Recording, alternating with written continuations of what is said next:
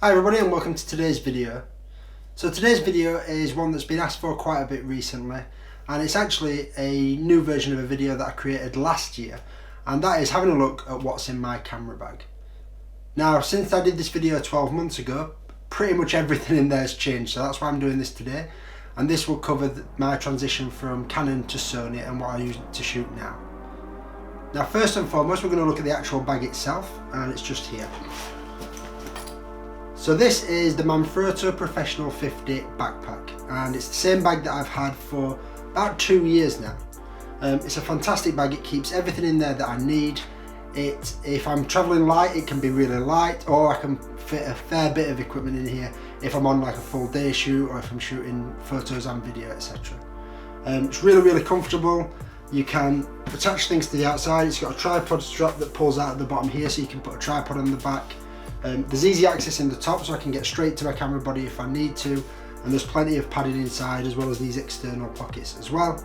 And finally, there's actually a pocket on the back as well that I can fit my MacBook into, and that's really useful as well. So yeah, the Manfrotto Professional 50 backpack. Now onto my main camera body. So my main camera body is the one that I'm filming this video on right now, and that is the Sony a7 III. So I shot with a Canon 5D Mark III for quite a long time, for probably about 2.5 to 3 years. And the only reason why I changed is because the a7 III gives me everything that I wanted to upgrade to the Canon 1DX2, but for a much cheaper price. So for around a third the price of the 1DX2, I get a lot of the features that are included with it. Obviously not all of the features that are on there, but a lot of them. So for example, the autofocus on the a7 III is fantastic. It's got eye autofocus as well. You can touch the screen to lock focus on the screen on the back as well. The autofocus is really fast and really good. It's also fantastic in low light, so for shooting things like weddings, etc. When it's dark, the performance of the camera is fantastic. Also as well, it shoots video in 4K as it is doing now. You can also shoot super slow-mo at 120 frames per second, and that's still in full 1080 HD as well. So a lot of the slow motion that you see in my videos is shot on this at 120 frames per second. I really rate the camera. It's really light. Even with the battery pack on, it's very light. It's very comfortable in the hand. And if I'm, for example, when I'm traveling, if I take the battery pack off, it's very small and compact, especially when I have a smaller lens on. So yeah, the a7 III. And my backup camera is the Sony a7, the original a7, and I picked this up really cheap. And the reason why I went for the a7 is because it's a cheaper version of the a7 III, but it's still full frame and it works in exactly the same way as the a7 III, so I can switch from one to the other and I don't have to worry too much about different setups or different settings. Again, really good camera. It's not got things like the 4K, the autofocus isn't quite as good, but that's the reason why it's a backup body. I only use that if I need two cameras, for example at weddings, or if anything happens to the a7 III. So yeah, I've got the a7 III and then the Sony a7. Now with regards to lenses, the lens that I use mostly is the lens that I'm filming this on right now, and that's the Sigma Art f1.4. Now this lens I've already spoken about in a previous vlog. It's a fantastic lens, it's brilliant for portraits, it's a great focal length. Because it's f1.4, it's really sharp, and you get a fantastic bokeh, which is the blurred background on portraits, which really makes the subject stand out. It is very heavy, and I definitely know when that's on the camera, but it's a really well built lens, and the results that I get from it are fantastic, and 90% of my Instagram feed is shot on this lens. I also have the Sony 24-105G lens. This is f4, and it's a fantastic run and gun lens, so for things like weddings, when I need to go from a wide focal length to zoom more in, it's really good. I don't need to worry about changing lenses. What I'll normally do is I'll have the Sigma on the a7 III and I'll have the 24-105 on the a7, so I've really got something for portraits and also a run and gun lens as well, and that's another fantastic lens.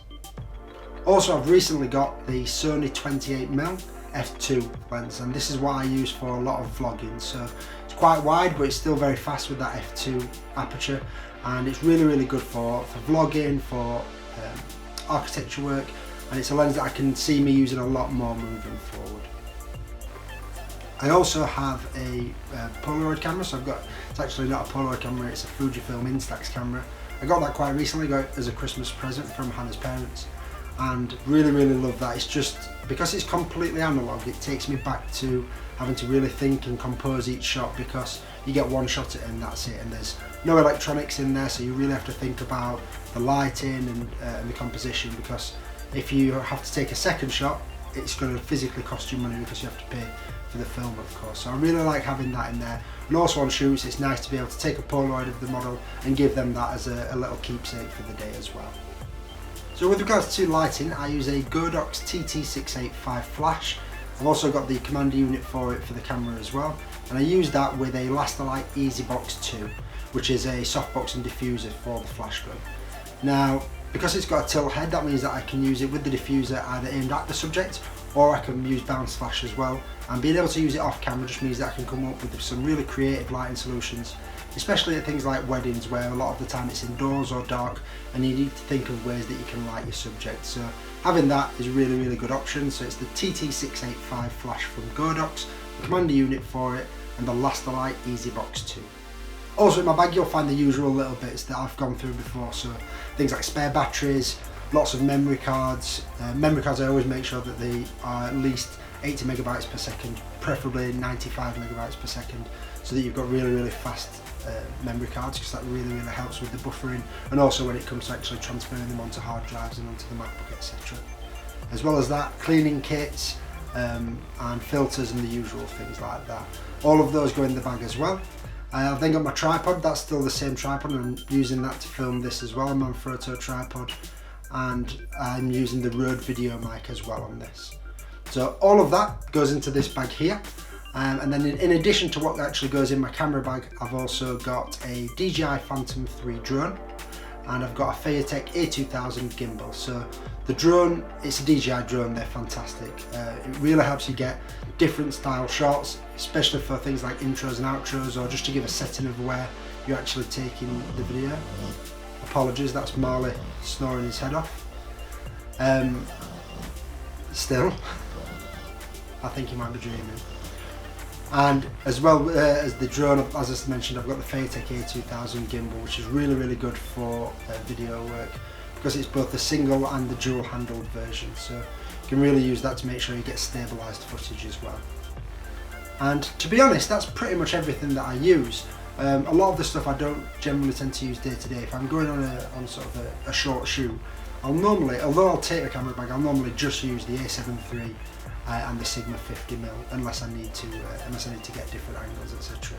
But that's the reason why you tend to see quite consistent images on my Instagram feed, because the vast majority of them are all shot with the same lens on the same camera body. So there you go, that's what's in my camera bag. As I said, quite a lot has changed since the last time that I did this, but then a lot of things like the cleaning kits, filters, etc., that's all exactly the same. Really happy that I've switched from Canon to Sony. Don't get me wrong, I've nothing against Canon. I love Canon lenses and the colour science that you get with Canon, but for what I wanted, I just couldn't justify that extra cost for the Canon 1DX2, and so I'm more than happy with the Sony A7 III. Hopefully you've liked this video. Make sure you click the button if you have. Leave in the comments what's your favourite piece of equipment that you use, or if you've got any questions about any of the things that I use. Subscribe if you haven't already, and I'll see you in the next video.